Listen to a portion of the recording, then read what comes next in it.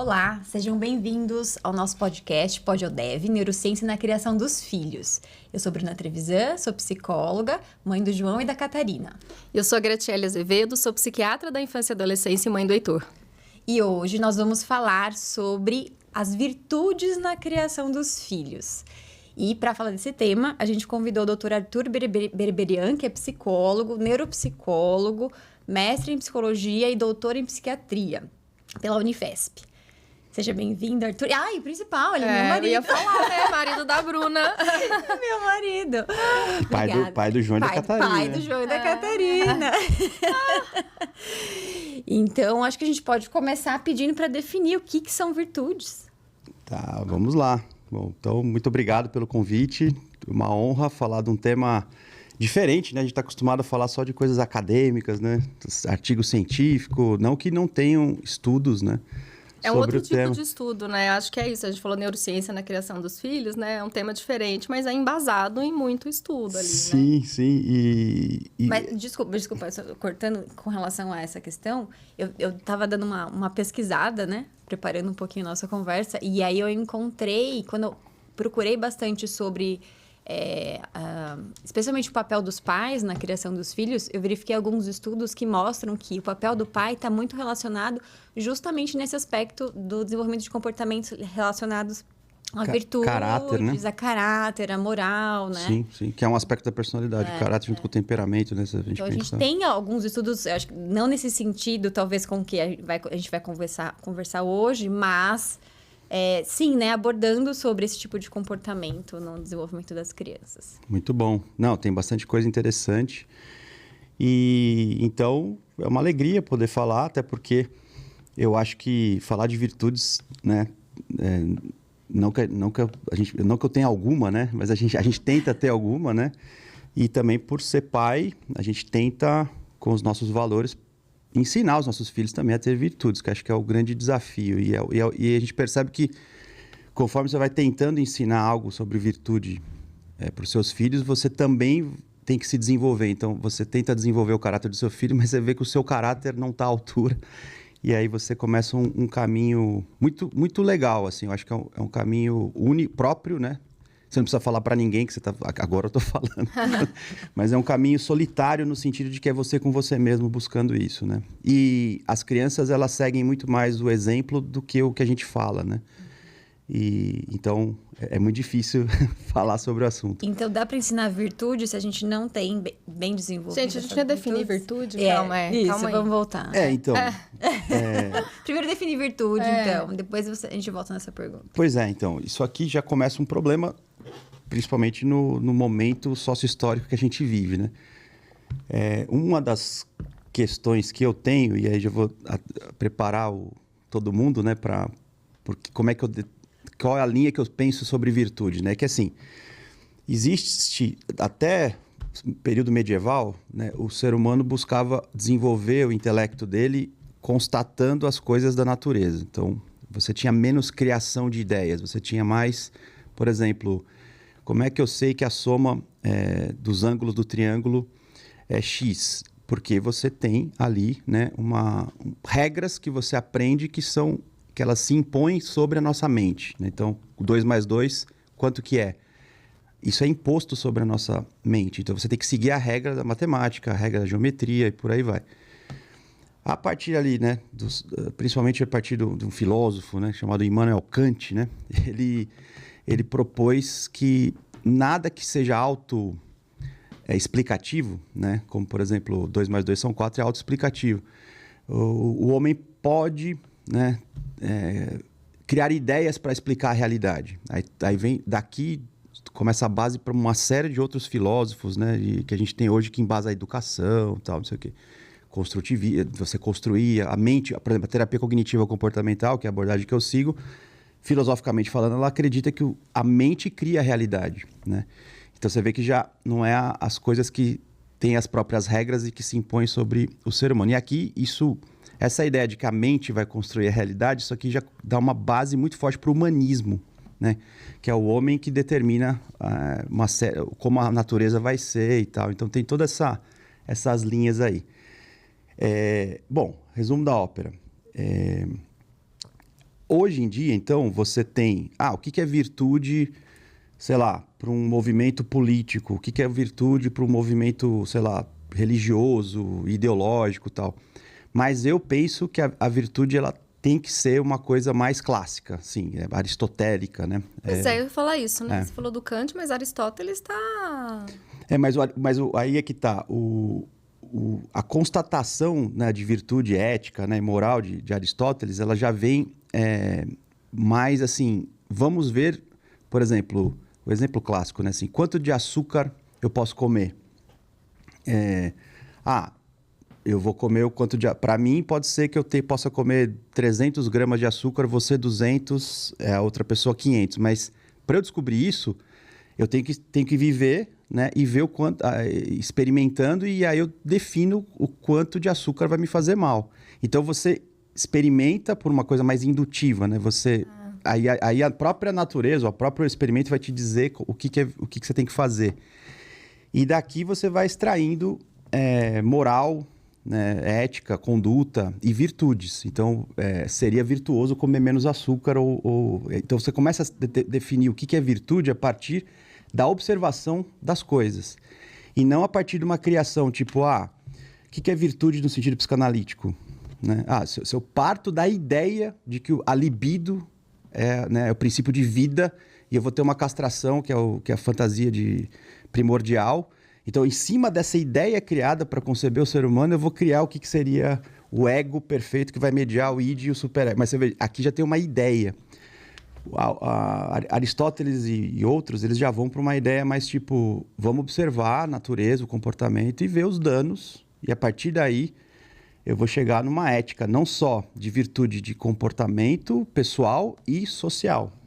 Que aí a gente chega na ética de verdade, moral e ética, aí você vai chegar na virtude da justiça, né? Que eles chamam. Aí o que é justiça hoje em dia? Hoje em dia, uma visão marxista, justiça, igualdade, sabe? Então, por isso que hoje em dia é difícil você falar o que é virtude, né?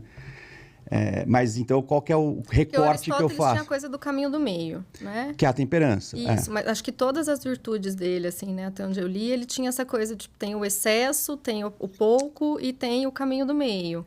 Que é a temperança. Porque assim, existem 4 virtudes cardeais, né? Que são cabeça, né? Que a partir daqui, daí você vai derivando uma série de outras coisas. Então, você tem a virtude da fortaleza.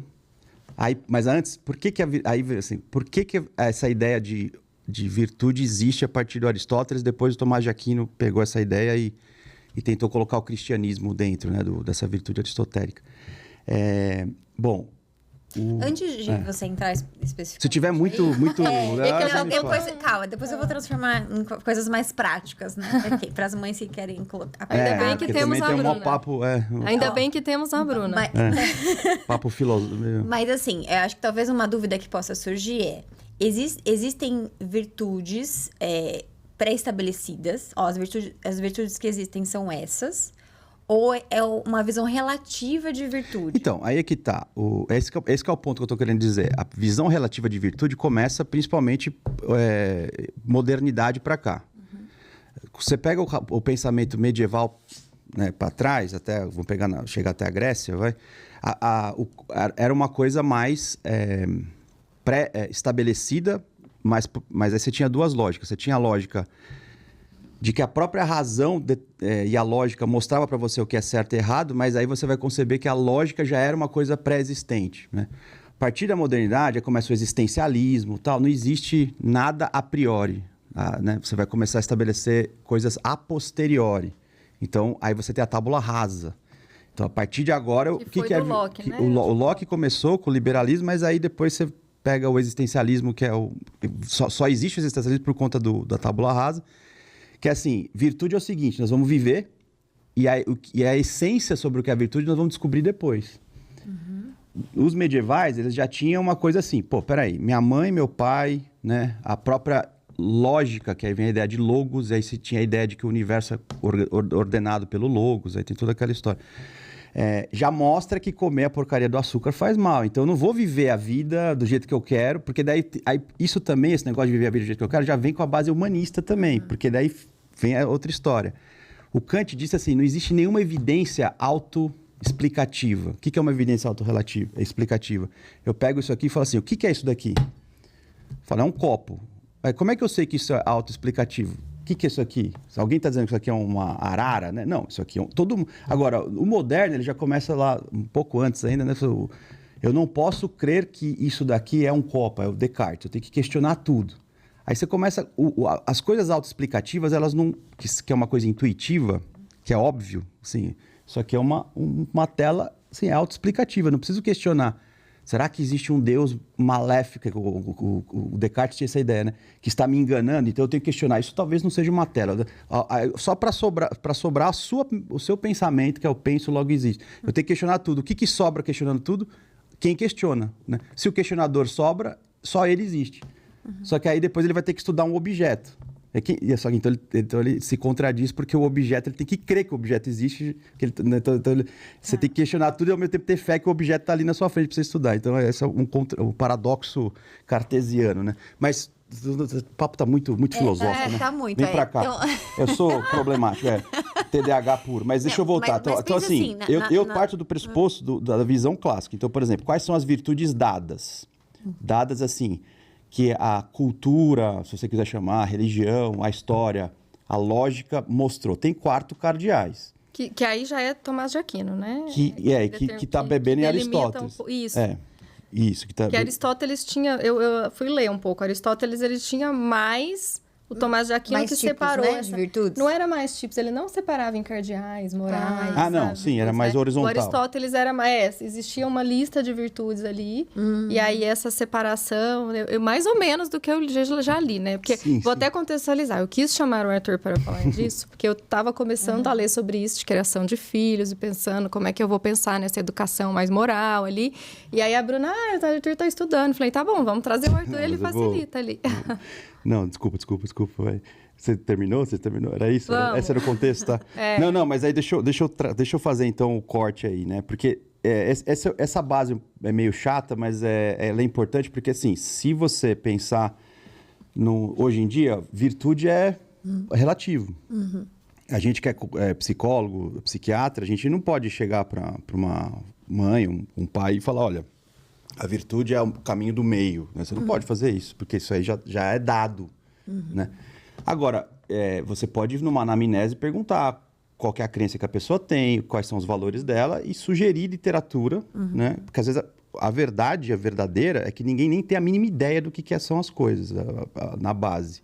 São poucas as pessoas que realmente vão lá e estudam. Eu sou pai, o que eu preciso... né? De conhecimento mínimo ali para me preparar para ser pai, né? O pessoal às vezes transa, engravida e beleza, né? Tipo, vamos ver. E aí você começa a ver por que tem tanto problema, porque não tem, né? Não tem uma reflexão assim, né? De vamos dar uma organizada, né? Então, o pessoal vai vivendo. E aí os problemas começam a aparecer. Mas aí também não é uma regra isso que eu estou falando, isso é uma coisa mais... é uma percepção, né? Mas aí vamos lá. Eu parto do princípio de que virtude é assim, o que a história mostra como, assim, se você seguir, você tem bons resultados. Então, por exemplo, você só pode mudar a nomenclatura, mas assim... e aí vem a concepção de ser humano por trás, né? Que aí você pode pegar tanto Aristóteles, depois caminhando aí para a escolástica, tal, né? O Tomás de Aquino, que é assim, o ser humano é composto do quê? Né? Então, eu vou falar, o Freud tem uma visão, o Jung tem outra visão, cada teórico, cada autor vai ter uma visão. Mas, basicamente, se você olhar o ser humano, ele tem cognição, inteligência, tem que desenvolver a cognição. Junto com a cognição, que a gente sabe que não é tão separada assim pela neurociência, mas a gente pedagogicamente separa, até porque tem coisas mais primitivas, tal, que é os impulsos e as emoções. Então, você tem impulsos e as emoções, aí você tem cognição. Aí você tem a força de vontade, que é uma coisa que hoje, como todas as linhas de pensamento, coloca no ambiente a força de determinar o caráter. Então, e a vontade é justamente um contrassenso, porque você vai tentar ser maior do que as tendências ambientais. Então, tem uma questão aqui mais profunda, que é livre-arbítrio, né? Então, assim, eu posso escolher ser virtuoso ou o ambiente que vai dizer se eu sou virtuoso ou não. Então... se a gente pegar a neurociência ao pé da letra, não tem por que a gente discutir virtude.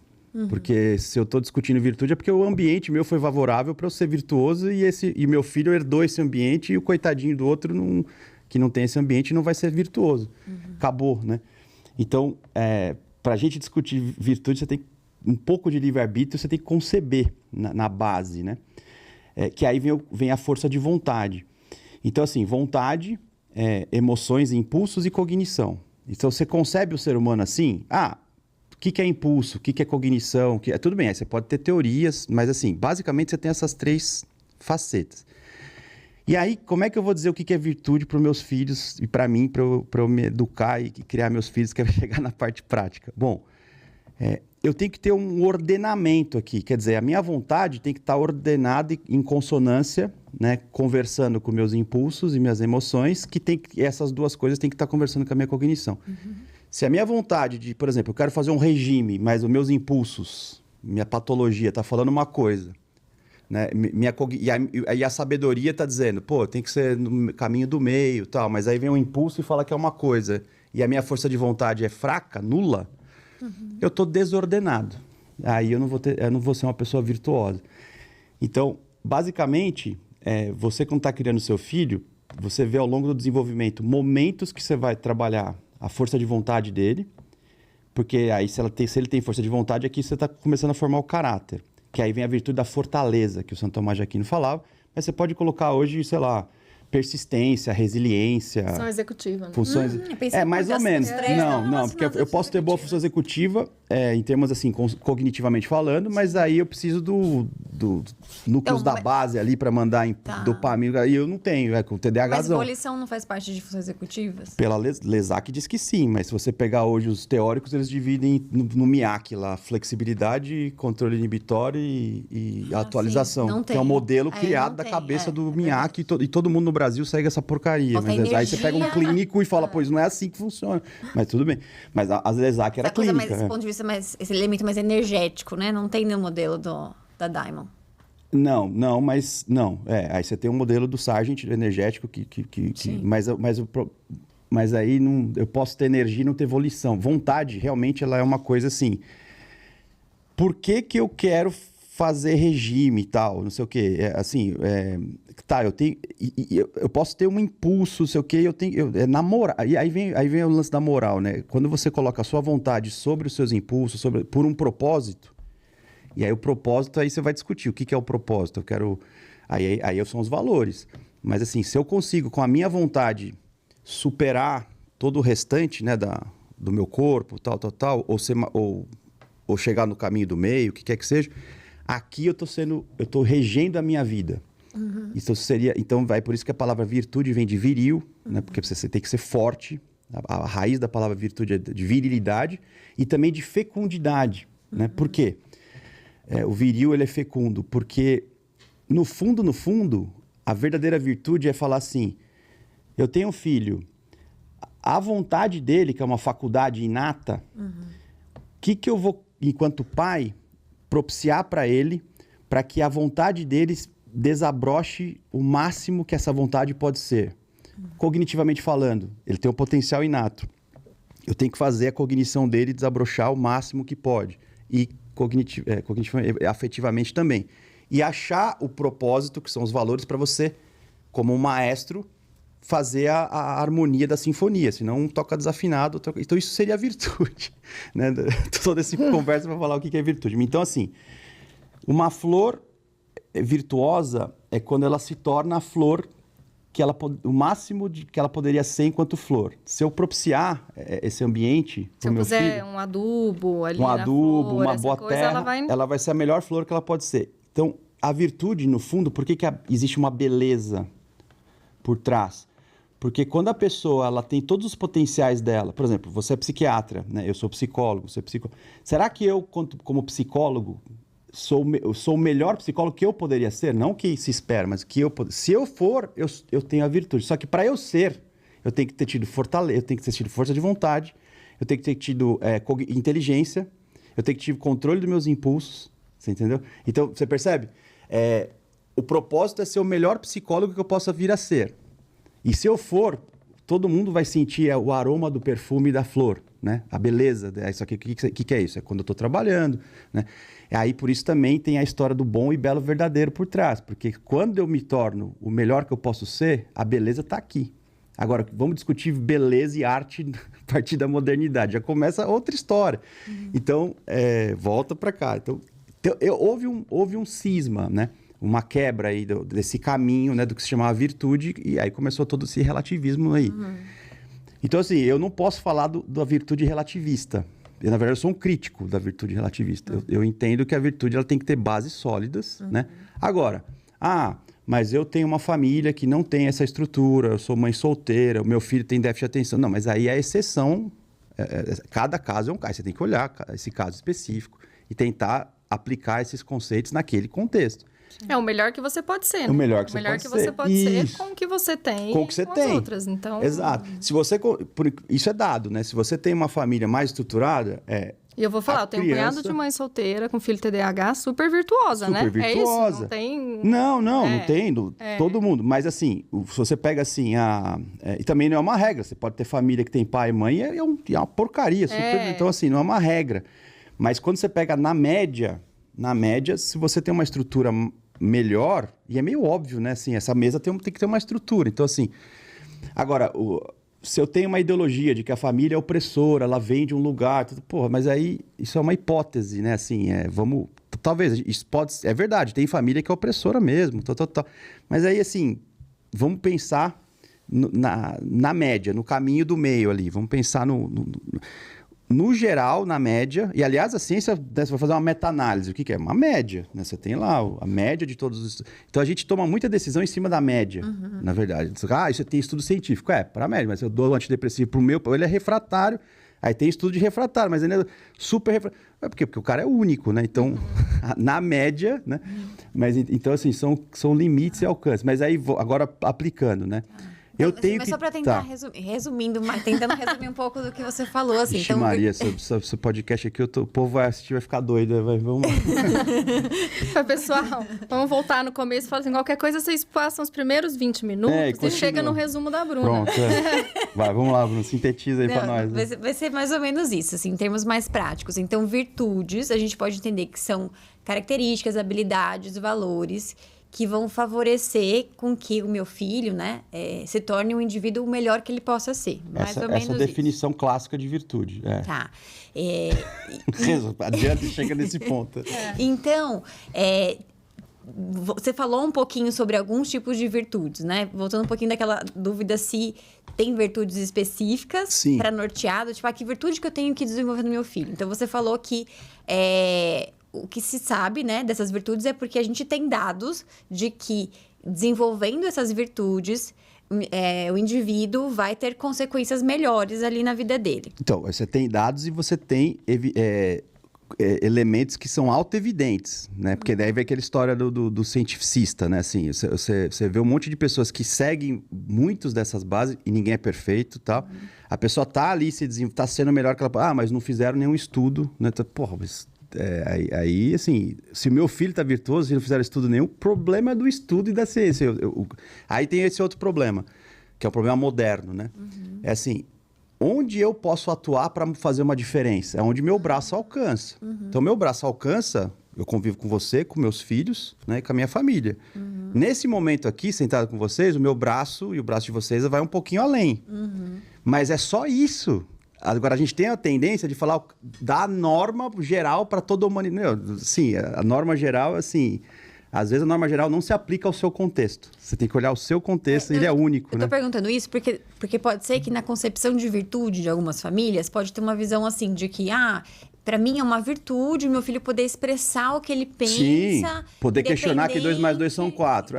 Sim. A hora que ele for ganhar o salário dele, vai dar problema, entendeu? O fato dele ser muito questionador, para mim, é uma virtude. Então, eu prefiro que ele me questione e tal. Então, mas aí que tá. Aí vem um pouco assim, o que é ser um bom questionador, né? Não, mas estou dando esse exemplo para dizer assim, olha, talvez alguns valores sejam realmente ali... enfim, né? Vamos lá. Vamos pegar os valores, existem então. Algumas virtudes... Que é universal. Esses 4 são universais. Aí, se você quiser ser, depois, um grande questionador, eu garanto para você que se você tem essas virtudes, você vai ser um excelente questionador. Se eu quero ser um cara mais boa praça, não questionar nada, tal, você vai ser um excelente boa prática. Porque essas 4 virtudes... Que são as que você vai falar que são agora. as cardeais, elas são cabeça. São questionáveis? Claro que são questionáveis. Aí vai depender da visão de mundo, dos seus valores, tal. Mas, para além da minha opinião, tal, essas virtudes, elas parecem, como 2 mais 2 são 4, essas virtudes parecem a base de tudo que a gente faz. Se você falhar em uma dessas virtudes, você vai ter problema. E isso, assim, é meio auto-observável. Você pode observar e constatar por si mesmo. Não precisa um estudo falar isso para você. Você pode ter a sua visão da coisa. Então, por exemplo, virtude da fortaleza. É assim, eu tenho um propósito para fazer alguma coisa. Se eu não tenho esse propósito, eu já sou uma pessoa meio que vai ter problema na vida. Você concorda? Então, assim, eu tenho pacientes que são muito ricos, herdaram fortunas da família, estão com a vida feita. E aí o cara fica jogando, né, joguinho na internet e vendo série, infeliz e depressivo. Tudo bem, pode ter gente, a gente sabe que a coisa é completa. Assim, vamos pensar num propósito. Você tem tudo. Você pode viajar o mundo inteiro, você pode estudar, se você quiser estudar, ressuscitar o Beck lá, estudar com o Beck, mentira. Mas você pode ir lá no Instituto do Beck, você pode fazer o que você quiser. E aí você vai ver na história, né, de vida, faltou justamente um trabalho de fortaleza. Quer dizer que daria certo? Não. A gente tenta fazer tudo, aí, sei lá, o cara tem uma genética, sei lá, tem 1000 questões aí que a gente não controla. Mas assim, o que dá para ser feito? Então, virtude da fortaleza é a criação de hábito. Então, assim, vamos pegar um dado específico. Por que colégio... Aí, cuidado, porque esse é um assunto que, como está muito politizado, né, tem que tomar cuidado. Mas por que colégios... Deixa eu só falar. Ele não consegue fazer uma frase sem fazer uma observação que a gente tem que tomar cuidado com alguma coisa. Porque é perigoso. O colégio militar, né? Pega os resultados de pessoas que estudaram em colégio militar e compara com outros colégios. Quem tem melhor resultado? O resultado prático, né? Então, é uma regra? Tá, pode ser que não. Mas pega a maior parte. A gente tem um exemplo. O Ari estudou em colégio militar. O Ari é um avião. Certo, mas o Ari é uma Ari é excepcional, né? Sim, mas eu conheço muitos outros, assim, pode ser um viés da minha percepção, tá? Mas tenta comparar uma pessoa que estudou a vida inteira em colégios mais disciplinados, desde que assim, faça chuva, faça sol, tem algumas coisas que você tem que fazer.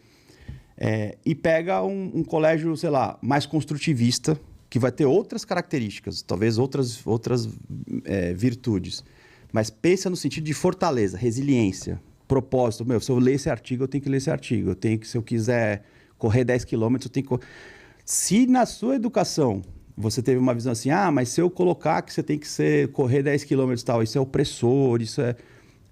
Do ponto de vista de fortaleza... Lá na frente... Priorizar minhas emoções. Né? Tem momento que você pode fazer isso, mas, por exemplo, o João tem base com 6, 7 anos de idade para priorizar sim. Não. Né? Agora, eu posso colocar rotina. Pais que dormem no mesmo horário, jantam no mesmo horário. Isso é fortaleza. Então, assim, para eu ser uma pessoa forte, depende do quanto que a minha educação facilitou a formação de hábitos. Hábitos que vão favorecer a minha fortaleza. E se aí eu construir uma via, né, de cerebral, de que vai me permitir repetir, né? A pessoa, mas repetição, você é um Sísifo, né? Que vai subindo a bola lá e chega lá em cima. Não, se você tiver um propósito...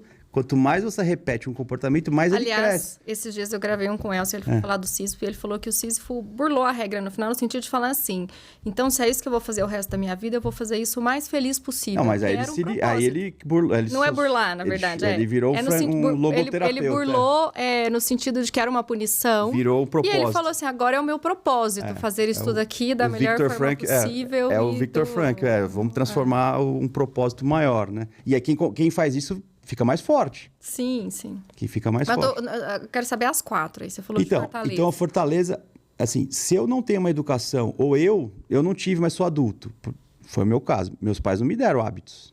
Zero. Eu ficava vendo MTV. Né? Eu cresci nos anos 90. Ficava vendo Beavis e Butthead, vendo top... E eu tocava... eu tocava porque eu queria também, né? Era para ser músico, né? Então era hiperfoco musical. Tu estudava 8 horas de música e o colégio dando um pouco embora. Bom, resumo da ópera, né? Eu, depois de adulto, a minha fortaleza eu percebo. Eu teve várias coisas, várias oportunidades que eu poderia desabrochar que faltou, né? Esse hábito aí. Depois, você começa a temperança, né? Que é o controle das paixões, dos impulsos. Que na infância também você já começa a educar. Quando que você dá açúcar? Quando que você dá sorvete? Quando que você dá... muito relacionado à gula, assim, né? Tá relacionado a todos os prazeres. Tudo que dá prazer. Tela demais. Né? Ou seja, tudo que você deixa a criança refém da recompensa, sem nenhum freio. Que a temperança é justamente você pegar os impulsos, equilibrar e também direcionar para... Né? E aí, óbvio que eu tenho que ter primeiro hábito e fortaleza. Depois, eu tenho que desenvolver a temperança. Porque, veja, se eu não desenvolvo... Para eu desenvolver temperança, eu tenho que ter o mínimo de fortaleza. Porque se eu tentar ser temperante, temperador, que é a pessoa que faz temperos das coisas, das paixões, sem força, eu sou a pessoa que faz o que eu falo, mas não faço o que eu faço. Então, tem essa ordem, né? Depois, você vai ter a prudência. Que aí a prudência é cognitiva. Que a prudência vem de você buscar sabedoria. A prudência é sinônimo de sabedoria. Ou seja, é prudente que eu, quando vou fazer alguma coisa, eu faço uma análise do quão viável é aquela coisa naquele contexto. Isso é a inteligência que me dá. Tomada de decisão. Por exemplo, qualquer pessoa que pega uma regra, a gente estava discutindo sobre religião. A pessoa pega uma regra porque está escrito na Bíblia ou porque o grupo dela religioso falou que é assim. Ela não é prudente. Por quê? Porque ela tem que pegar aquele valor e falar assim, tá, nesse contexto, considerando que a virtude é uma coisa que se constrói ao longo do tempo, então o mundo ideal, não vou conseguir pegar a cartilha e enfiar no goela abaixo. É um desenvolvimento. O que é prudente nesse momento, nessa fase? Isso aí é a inteligência que te dá. Só que aí, para eu conseguir colocar isso em prática, eu também tenho que controlar. Eu tenho que ser temperança, porque tem hora que eu vou querer pegar meu filho e apertar o pescoço dele, e a criança vai... E tem hora também que eu não vou querer, porque eu vou estar preguiçoso, aí eu vou ter que ter a fortaleza de me manter. Você percebe como uma coisa vai puxando a outra? E aí, então, se eu tiver isso ordenado, uma pessoa com bons hábitos que é forte, uma pessoa que é temperante, né? Não vive em função dos prazeres, né? Da bebida, do adulto, né? Do não sei o quê. Mais preguiça, jogos, tal. Mais a prudência. Eu consigo ser uma pessoa melhor que eu posso ser. E aí, para finalizar, a relação com o outro, que é a justiça. O que é a justiça? Né? É você dar a cada um a devida proporção, que é justa, que devida, a devida proporção, o que deve para você. E aí você tem um meio social, aí você começa a pensar em ética, né? Até então você estava... Tem gente que diferencia moral e ética, mas no fundo é a mesma palavra. Mas eu poderia colocar as 3 primeiras virtudes na moral, virtude na moral, e a justiça de eu conviver em sociedade, eu posso pensar numa ética mais social. Se eu tiver isso daqui, eu posso aplicar... Isso aqui é o corpo, aí eu vou colocar aqui roupagem. Você pode pôr a roupagem que você quiser. Você pode até ser uma... Eu quero ser uma feminista, tá? Então você vai ser forte, inteligente. Eu, pessoalmente, eu aplico dentro dos meus valores que são religiosos, né? Eu sou uma pessoa religiosa. Então, mas cada um vai ter o seu caminho aí. Então, mas essas 4 virtudes, me parece, né, de tudo que eu já li, estudei, que elas compõem ali a base para qualquer coisa que você for fazer. Então, puta rolê para chegar nisso aqui. Deu uma melhorada na conclusão? Deu super melhorada. E aí, só que aí essas coisas elas têm que estar em sintonia, né? Porque é o que acontece quando você não desenvolve essas bases. Eu posso ser um cara hoje que pensa em justiça, que aí, assim, o adulto, né, ele vai ter fica aquela coisa teórica, né? Eu leio, eu falo de justiça, mas a minha vida pessoal pode ser que eu sou entregue às paixões, pode ser que eu seja fraco. Né? Tanto é verdade porque que existem os cancelamentos, né? Ou os escândalos. É porque, em tese, a pessoa é virtuosa, mas você vê na vida prática a pessoa totalmente desordenada. Então, você tem... No fundo, aí a virtude é você ser ordenado em tudo isso. Você tentar ter ordenação em tudo isso. Tá, então voltando numa pergunta que eu fiz lá no começo, né? Que depois a gente voltou para definir virtude, o quanto a gente pode favorecer o desenvolvimento das virtudes dos nossos filhos, independentemente das nossas próprias virtudes. Quanto depende que meu filho... o quanto depende das minhas virtudes para que o meu filho seja virtuoso. É difícil. Eu acho difícil. Por que eu acho que é difícil? O que é difícil? Você conseguir educar a virtude sem pelo menos buscar a virtude. Mas se você não buscar, aí é muito difícil. Porque assim, não adianta eu chegar para o meu filho e falar, você tem que ter temperança. Né? Não, você não vai usar esse termo, obviamente, mas para ver celular. Tem um tempo e tal. E aí, toda hora que o seu filho chega, você está lá. O seu filho não vai ouvir o que você está falando, ele vai ver o que você está fazendo. E aí, uma hora ele vai chegar e falar, mamãe, por que você não sai do celular? Papai, por que você não sai do celular? E aí começa a... Então, realmente, assim, você tem que dormir cedo, mas você dorme... mas eu sou adulto. Não, mas peraí. Mas ele dorme e não me vê dormir, né? Tipo, se ele dormir antes, ele não vai ver a hora que eu durmo. Então, você percebe? É muito difícil. Não tem como você... Porque, assim, de verdade, essas 4 virtudes, elas são vividas, elas não são conceitos. Eu posso ser que nem... Eu não tenho essas 4 virtudes ordenadas, de modo algum. Eu estou tentando, né? Então, é aquilo que eu te falei. Porque também é aquela história, né? Na medida que você também vai percebendo, putz, aqui falta fortaleza para mim, falta força de vontade, aí você vai ver o seu filho faltando força de vontade também. E você vai ter a tal da empatia. Se você não buscar a virtude, você não tem empatia. Você fica um tirano. Porque o certo é ter fortaleza. Não. Se você tenta ser forte e sabe que é difícil, aí você é justo também. Putz, não, eu sei que é difícil. Vamos lá, vamos junto. Então, todo mundo que é muito tirano, assim, goela abaixo, é porque tem incoerência, né? Porque é muito mais... Quando eu não sou virtuoso, eu não reconheço e aí tento jogar para fora de mim, né? Aí é um mecanismo meio básico. Eu acho difícil. Eu acho que é mais fácil você criar um filho mais neurótico quando você não é virtuoso, né? Por isso que a paternidade, a maternidade, ela é transformadora quando a gente tem a visão de criar bons filhos. Sim. Porque necessariamente a gente vai ter que buscar isso para nós, para que a gente consiga desenvolver isso neles. Sim. Eu acho que eles são um espelho também, né? Porque é o que você falou, você pode notar uma coisa nele para depois notar em você também. Exato. Né? De falar assim, nossa, eu notei isso no meu filho. Né? Se você não faz essa autorreflexão, você vai se aproximar daquele que fala, fico irritado. Eu fico extremamente irritado com uma característica dele que eu não percebi, talvez. Eu sou igualzinho. Que tem em mim, ou tô né? parecido. Então, assim, me irrita muito, porque eu vivi isso minha vida inteira, né? Então, eu acho que muitas vezes ele, né? Acho que num dos primeiros eu falei que é isso. Eu falei assim, que virar mãe não é uma condição necessária nem suficiente para melhorar como pessoa. Mas se você se permitir, é uma grande oportunidade para refletir.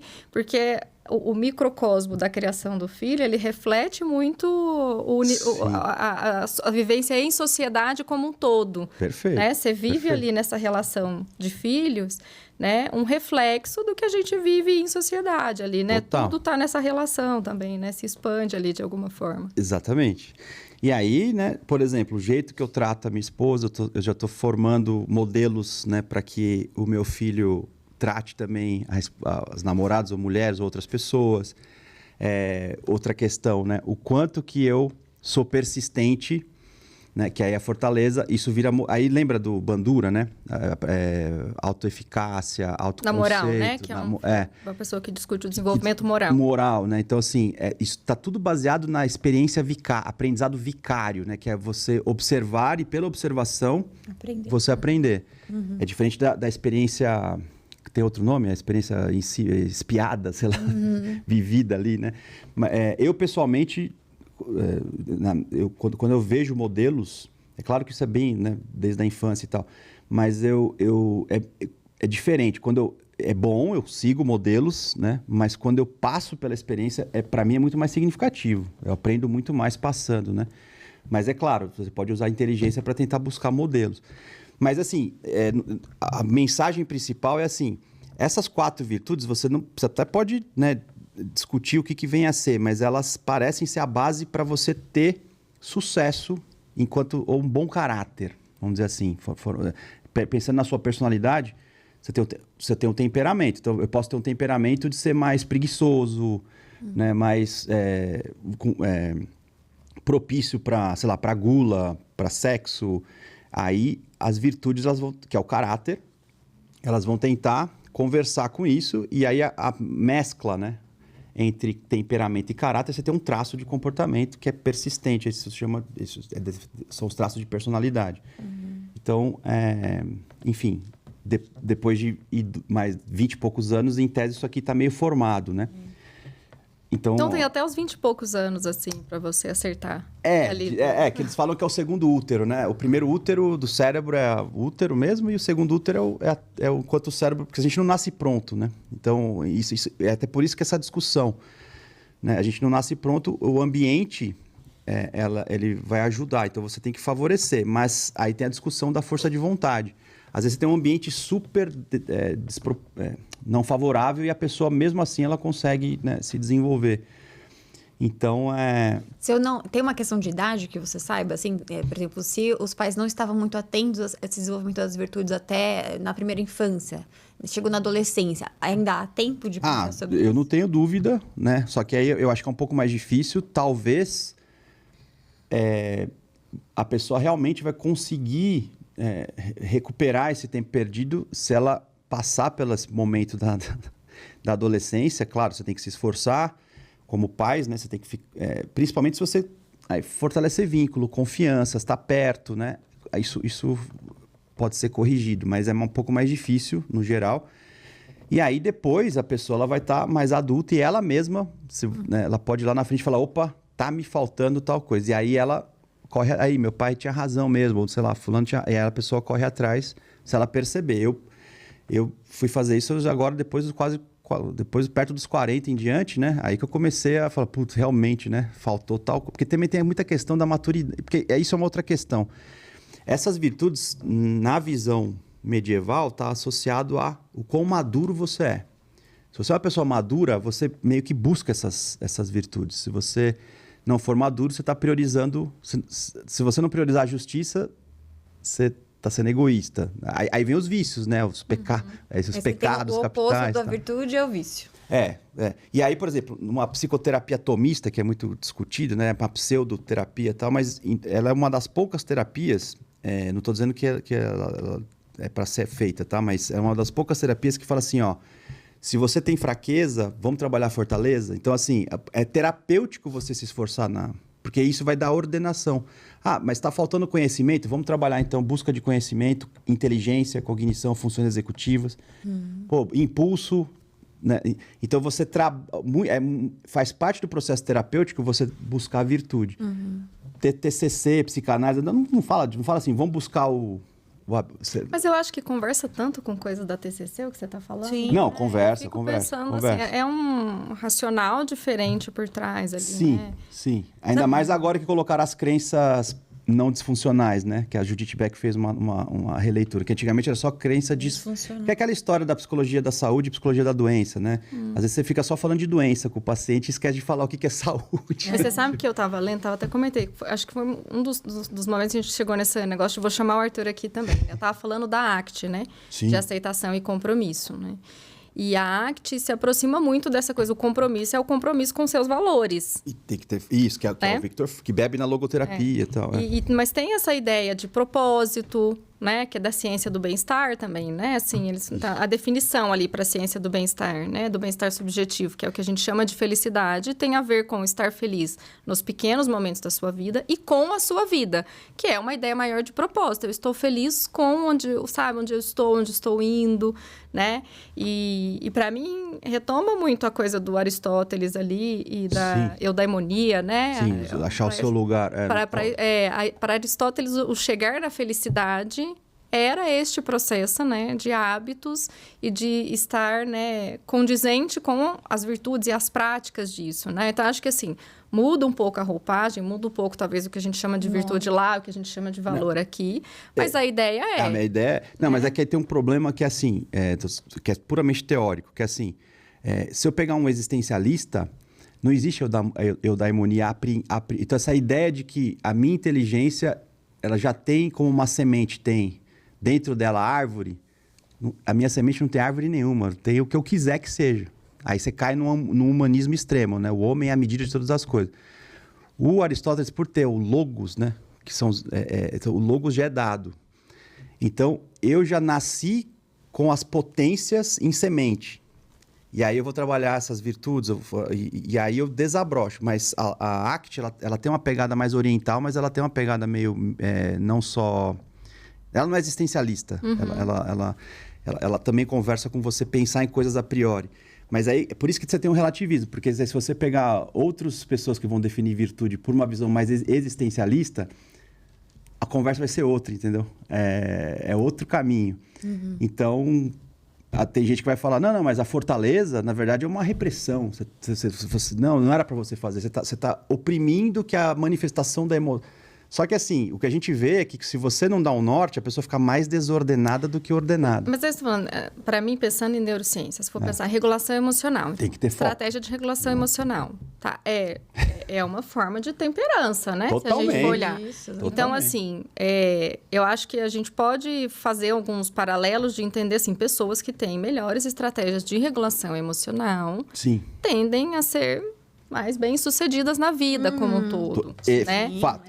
Pronto. Isso é mais isso é até um dado nesse sentido de mais observado, testado ali, né? Cientificamente falando, né? Nas ciências biológicas, saúde, né? Sim. Então, acho difícil, sei lá, pode ter pessoas que questionam, mas acho difícil alguém questionar que estratégias de regulação emocional é bom. Então, terrível. Eu não me entregar totalmente a emoções. Não é não sentir emoções, que as pessoas misturam as coisas. Confunde exatamente isso, exatamente assim, isso. Aliás, pensando em regulação emocional, pensando em bem-estar, ciência do bem-estar, a ideia é: sinta as emoções que você sentir. Se você está triste, sinta a sua tristeza. Você não precisa reprimir a sua tristeza. Muito pelo contrário. Sinta, né? Você tem que a sua sentir. tristeza. Entender o que ela quer dizer. Exatamente. Você pode manifestá-la. Inteligência emocional. Posso sentir raiva. Eu não posso sair quebrando as coisas quando eu tô com raiva. Entender que as emoções são direcionadoras do nosso... Não, elas são humanas. Elas são humanas. Você tem que sentir a emoção. Posso fazer uma proposta? Eu tenho depois umas coisas... Não, pode. Tem que dar exemplos práticos. A proposta é terminar a parte 1. Então, minha proposta é essa. A gente fazer um novo episódio. Sim. Falando dessas quatro virtudes de uma maneira mais prática. Sim. Pode. Porque daí a gente vai ficar a parte ensina legal, os pais, ajuda os então, pais essa é a parte 1. aplicar. Essa ficou a parte 1. A gente divide e grava uma parte 2, tá bom? Isso. Você topa, então, fazer um novo episódio? Agora. Vamos continuar. Daí a gente dá continuidade nessa conversa. Então, a gente fica por aqui nessa primeira parte sobre as virtudes. A gente se encontra no próximo episódio, dando continuidade, uma visão mais prática de como a gente vai ajudar nossos filhos a desenvolver essas 4 virtudes. A gente se vê no próximo episódio. Tchau.